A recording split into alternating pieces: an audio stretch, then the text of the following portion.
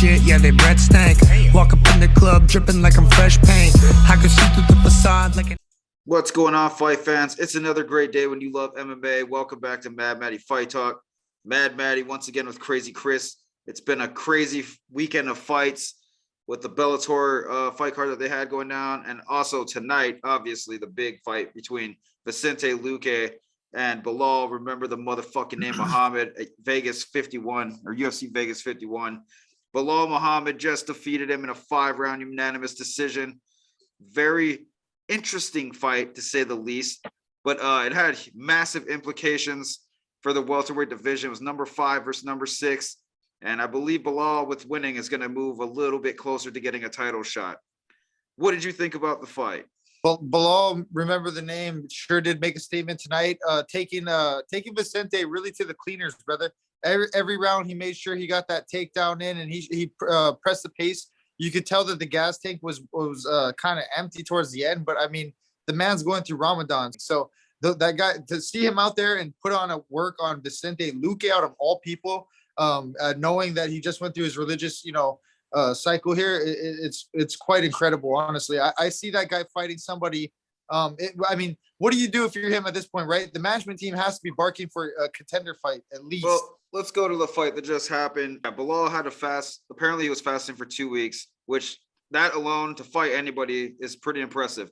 Let alone Vicente Luque, who's an extremely dangerous fighter who's been on the rise. And a lot of people were looking at him like he was the next in line to get a title shot. And Belal, who's been doing this a lot more of lately, put that to a halt. And he is now on an 8-fight win streak. The impressive thing to me that I noticed right away is that he was using a lot of side-to-side movement. His footwork, I mean, it wasn't really footwork. Phenomenal. It was him just never stopping moving. He was going side to side, and he changed his stance so much Vicente literally had no answer for it. I think you can agree with this. I think we're seeing Belal really step into his groove, really finding himself as a fighter, right? Yeah, I mean, I think that's happened ever since that Vicente knocked him out. He's on an 8-fight win streak, and he's been fighting really tough guys. And honestly, after watching this fight, I wish I would have got to see the whole fight with Leon Edwards, because now it's making me think, damn, what would have really happened? Because his style is obviously wrestle, ground and pound, and his strikes. Vicente is known for striking, and I mean, he's got good ground game, but Belal was answering every strike with the strike, and he was landing nice, clean 1-2s. I mean, he's not known for striking, but he was doing a lot and enough to win the fight.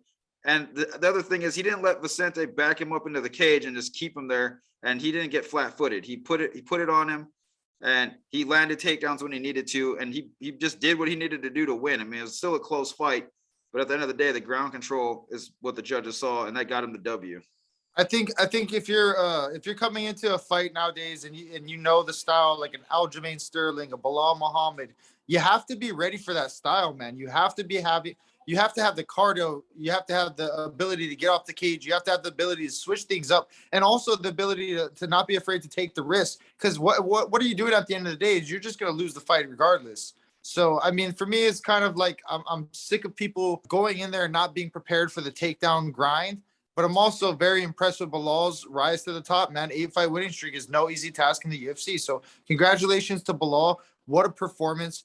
Vicente Luque is still right there, brother. He had nothing, it's his first 5-round fight. He's going to grow tremendously. He's going to learn from this experience. He has a phenomenal camp himself. But yeah, remember the name, should be definitely fighting somebody like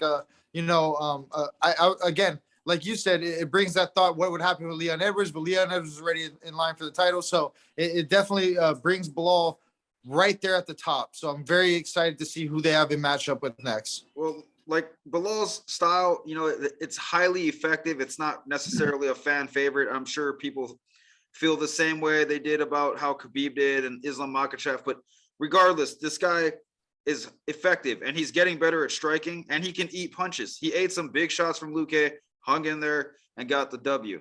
Now, with that being said, congratulations once again, Belal Muhammad, and I'm sure you're going to move up to bigger fights. There was another big fight that happened, I believe, a weekend ago, and it was between number 2 ranked Gilbert Burns and number 11 Khamzat Chimaev. That fight was most likely fight of the year. I mean, listen, with the hype that was behind, these guys were more hyped up than the 2 championship fights after them. to be honest, the crowd sound like they didn't even give a fuck for the Aljamain Sterling and Peter Yan fight, and I was really waiting for that fight. But after watching the Gilbert fight and Gilbert and Chimaev, I felt like I had an adrenaline dump because that fight was made to be the main event pretty much, and it lived up to it. We learned a lot about Khamzat Chimaev, and we learned a lot about Gilbert Burns. And Dana White thought that they were both winners and paid Gilbert Burns his winning money as well because it was such a good fight, and probably because all of us thought, well, not me, I was going for Burns, but you guys thought that Burns was going to get fucking steamrolled. So what are your thoughts on that fight, and what do you see, with the fight between Belal and Vicente? How does you think that fight lines up with these fights, and where's the state of the welterweight division? Look, you used to play football, right, at the college level, right? And I used to fight. You used to fight at the amateur level, right? So we know where there's steps, where the levels are. So for Khamzat to go in there and fight Gilbert Burns was a second-ranked guy. Yes, I had a fake, maybe I thought this guy was a superhero and he had a cape, but he went out there and I mean, goddamn, if you can't check off all the boxes, heart, getting dropped and coming back, takedowns, cardio, staying in the fire and throwing back. I mean, that fight had everything. And Gilbert Burns, let me tell you, that man has his stock going through the roof right now. That guy is on top of the world, even on a loss, because guess what? Nobody loses in a fight like that. Fight of the year. Give those guys what the money, what they're deserving. Absolutely phenomenal fight by both guys. Gilbert Burns showed a tremendous amount of heart, but he made sure that Khamzat was going to go through the trenches if he wanted to win. And Khamzat did go through the trenches. Very close fight. But again, I couldn't be more ecstatic and excited to see that guy get back in the cage. Both of them. I can't wait to see both of these guys fight again. Very excited to see them fight again. Well, that fight answered a lot of questions for everybody. Let's go with Gilbert Burns first. Gilbert was so underrated in that fight, being the number 2 ranked fighter in the welterweight division in a stacked division. That's a lot of disrespect. And I believe that he felt that. And, he came to fight. And that's exactly what I thought he was going to do.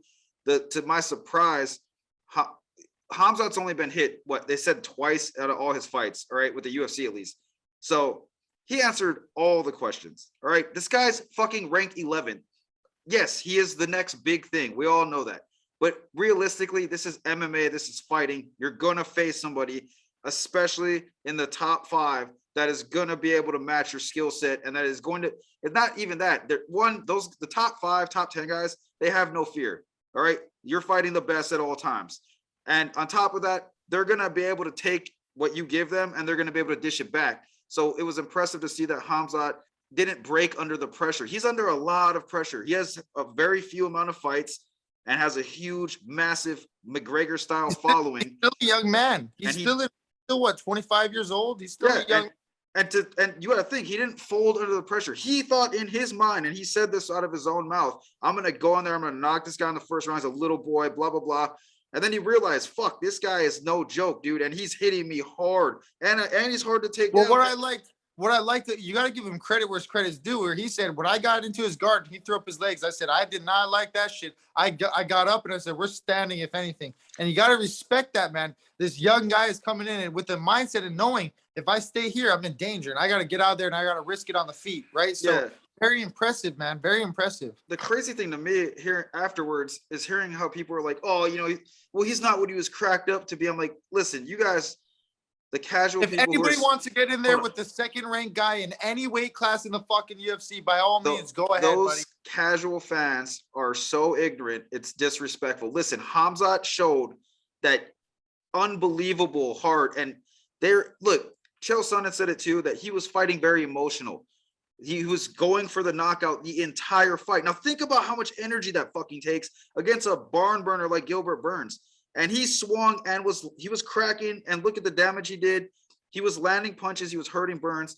Now think about a composed Khamzat Chimaev in his next fight, a methodical Khamzat who's going to come in there with a fucking game plan. This man reminded me of a gladiator, sitting on the cage, watching his prey come into the arena. I mean, Jesus Christ. If you're not impressed, F you, man, because that guy is something else. And you know what? Gilbert Burns has these, brother. He has cojones, man. Number 2 fighting number 11 after impressively winning your last fight. let's not forget, this guy could have easily sat on the side and waited for a Belal Muhammad to step up, right? So, I mean, goddamn, you got to give this guy credit, brother. Yeah, it's a win. It's a win-win for both guys. It's a win on both sides. It's a win-win for both guys. And like I was saying, you learned a lot about Chimaev, and Chimaev learned a lot about himself. Is that now I need to come in with the game plan. If I buckle down, I'm good at taking people down. I can last for a whole fight, and push the pace.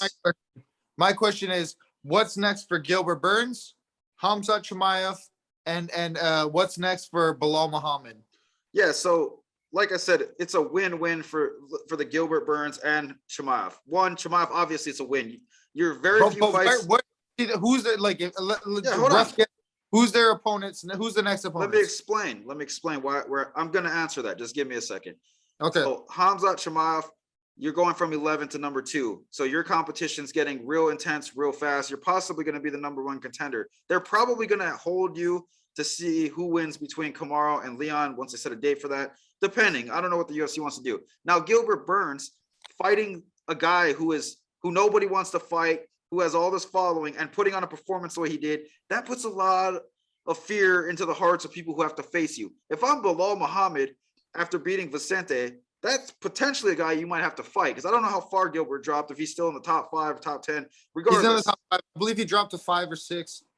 Well, okay, that's a guy that now I'm thinking, God damn, dude, that's going to be a fucking tough fight. Colby Covington is thinking, damn, I don't know if I want to fight Khamzat or Gilbert Burns, because those guys are fucking crazy. That's going to be listen, if Gilbert hits Colby Covington like that, he's knocking him the fuck out, straight up. And all right, come on. Who is it? Who's your top picks? For Belal Muhammad, Khamzat Chimaev. Well, it would make sense if Belal Muhammad faces Khamzat Chimaev. Or you have Khamzat. Look, Belal versus Gilbert is probably what makes sense. And then you have Khamzat versus Colby Covington. And then obviously. This is my thing. You have Colby Covington versus Belal Muhammad. Excuse me. Yeah, Colby Covington versus Belal Muhammad. You put Khamzat on the shelf for the winner of Leon and Kamaru. And now you have Vicente Luque, who just lost, and Gilbert Burns, who just lost, and you can possibly match somebody closer to those two guys, right? Yeah, I don't really like putting Khamzat on the shelf, because after seeing him face somebody like Gilbert Burns, who got dismantled from Kamaru Usman, and I don't like that fight. I don't think he's gonna beat somebody like Usman or Leon Edwards. I would like to see him face Colby Covington or Belal Muhammad. That would be a tough fight. I always say Belal Muhammad versus Colby Covington, because stylistically that would be a great fight. They're both ground guys. Well, I wouldn't mind seeing. Look, what I would like to see, if you're asking me, since you are asking me, I would like to see Colby Covington take on either Belal Muhammad or Gilbert Burns, because those are both extremely hard fights for him. And Gilbert's known for striking, but he has an outstanding ground game. So if Colby takes him down, it's not going to be an easy fight. And Khamzat barely could take him down. It was not easy for him, who I think is a way stronger wrestler than Colby is. So, I mean, Colby's a pressure fighter, but Khamzat is an extremely strong wrestler. So that would be a tough fight.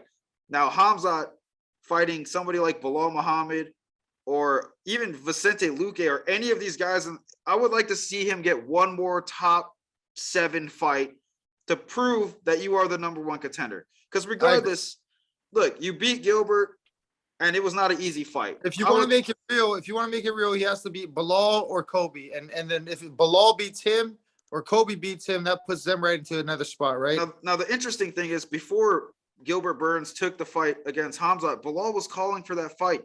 He wanted to be that guy. And so did Neil Magny, which is very interesting.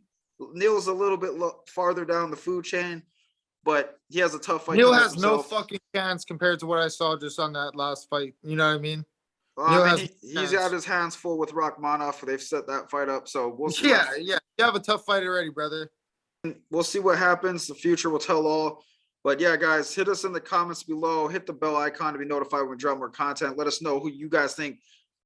Remember the name Belal Muhammad should take on next. Who do you guys think Khamzat Chimaev should take on next? What do you guys think of these fights? Let me know in the comments. But we will see you guys in the next video. Peace. Haters talking shit, yeah, they breath stank. Walk up in the club dripping like I'm fresh paint. I can see through the facade like an